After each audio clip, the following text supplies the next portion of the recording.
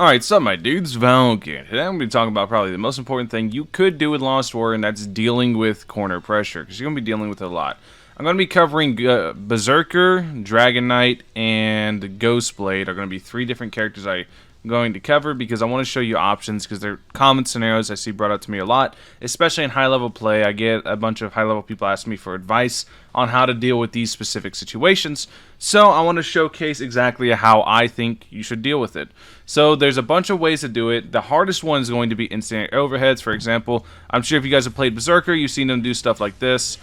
I'm not the best Berserker, so I'm not going to be able to set up the best scenario, but I literally haven't played the character at all.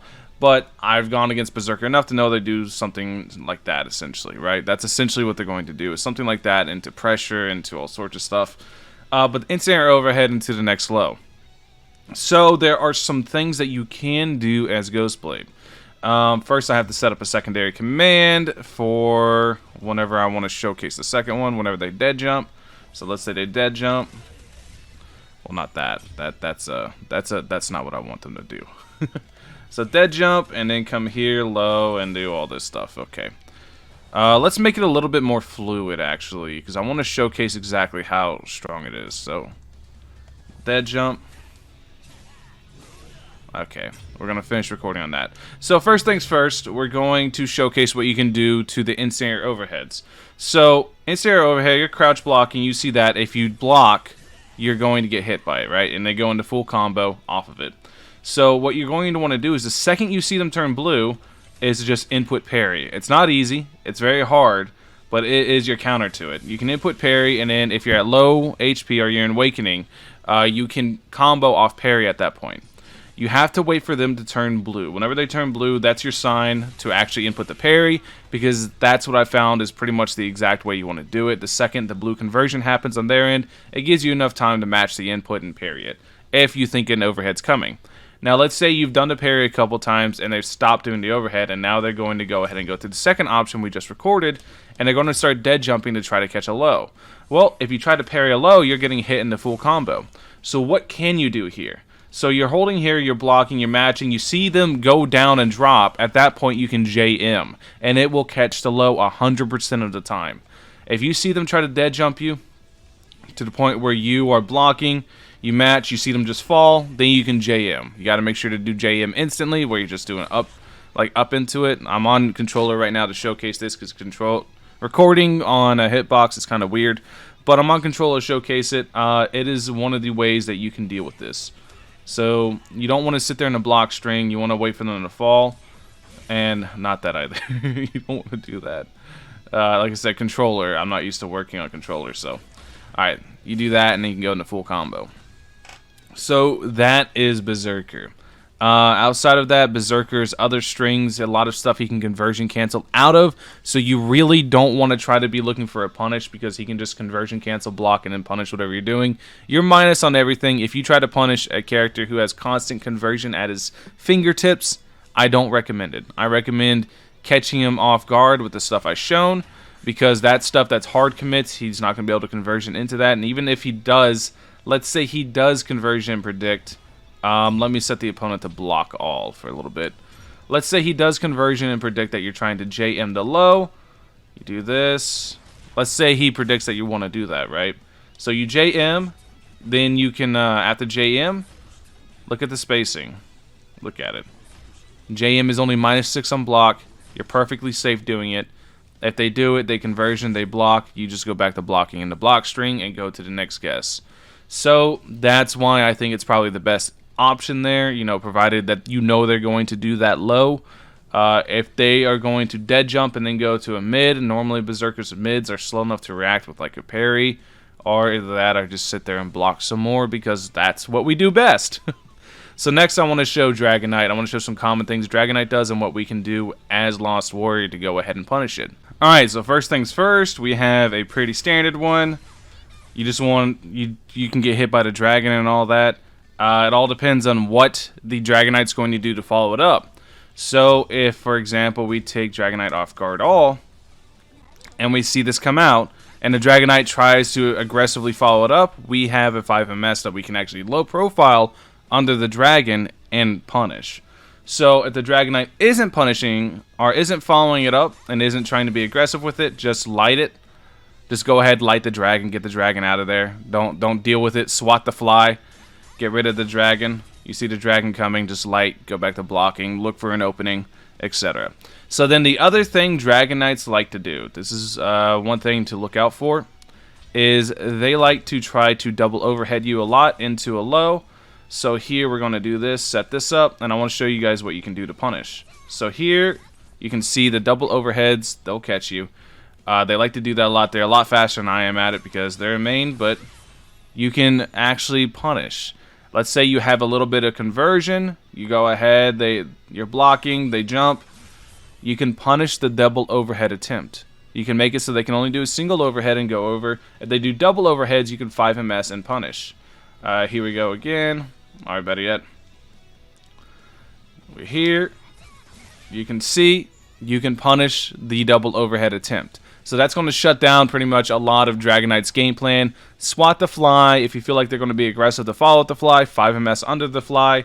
Other than that, if they try to double overhead, punish the hell out of that. The second you see her wings come out, like the second you see those wings come out and that little X goes over her, hit 5MS because that is the freest 5MS you are going to get in this matchup. It is a very free 5MS if they try to double overhead. So, punish. Just punish. And next up, I want to show Ghostblade, essentially. So, Ghostblade. This is a really hard one whenever you're in the corner because he has this option. And this all depends on what he's doing. You have options that you can do, but it's really hard. So, for example, you have to be very, very quick with this. You block. And you block, you can 5MS, and then parry.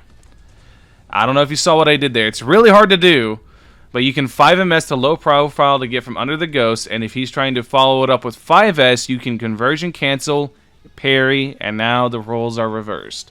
It is very difficult to do this. It really is. It is a pure hard read, and if they aren't mashing the lights, you can see how hard it is. If they're not mashing the lights, then it gets pretty damn difficult to do it because you have to conversion cancel and go into your mix. But you're basically using 5MS to conversion cancel to just get yourself out of pressure because you can low profile at the start of 5MS, and it makes it so you can actually follow that up with whatever you want. For example, in that situation, I'm doing 5MS, conversion cancel, into parry. It's a pretty difficult setup. So the next thing I see a lot is this, right? Is a lot of people, they say that he can just jump, he can do a JA to go ahead and counter, and he can, and a lot of people can do that. But this is where the mind game comes in. Instead of doing 4S like this, which you know they're going to counter, you want to do 4MS. 4MS will beat it out every single time and go straight into full combo. You do 4MS into whatever you want. It's full combo at that point. That's one thing I see a lot. And then here comes another situation that you might see. You do like, we got to set him to guard all. You can see there, if he tries to 5A, this sequence is going to beat him out. But if we try to 4S off the 5A, let me try to get him to guard it. Well, 4S beats that out too. So yeah, don't have to worry about it for him specifically. But there's certain characters that can actually light out of your 5A. I thought he could light out of it. There's certain characters that can 5A out of your 5S. I thought he could. He cannot. But there are characters that absolutely can. And the solution to that is, well, one, you could also just do this. But two, is just once again is doing 4MS instead. 4MS beats out any 5A in the game. There's no 5A that I've found so far that can beat out 4MS. Not even, I think maybe Vanguards might be able to beat it out. But 4MS is a really good option if you know they're going to 5A. Or, like I said, you could always just, parry. But parry has that weird, hit stop. So you got to make sure to delay it a lot. It's really weird. And there's also that little thing with parry, too. Light attacks kind of beat out parry. So you got to kind of be careful with when you do parry because, yeah, you'll get situations like that. But That's basically the video. You can see there's some matchups. There's kind of answers for everything that I've kind of figured out as I played. It's not easy playing this character. This character is very, very hard to play because you have to play defensively. I've seen a lot of people play this character hyper aggressive, and I'm like, I don't know how people are letting you get away with that, because this character is not a hyper aggressive character. He just isn't. And I would not be letting people get away with being hyper aggressive Lost Warrior, because he's minus on basically everything except for this move. This is his only plus move. That move is +9. It is the only move where he wins. Other than that, if you look, I can't even do like anything outside of the block strings, which is like this.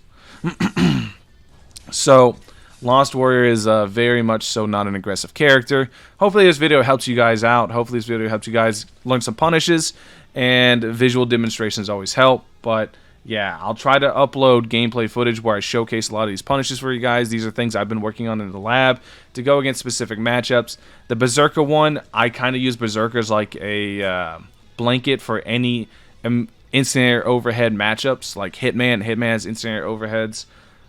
Any instant overheads, you really need to be doing the parry. You need to utilize it to actually threaten it, so they don't instant air overhead a lot. Instead, they try to dead jump. If they dead jump, then you always have JM as a response. JM's very, very strong. JM can beat out a lot of stuff. It is really, really, really good to use it. Anyways, thank you guys for watching as always. Let me know what you guys think in the comment section below. If you guys have any more questions, let me know. Catch you guys in the next one. Peace.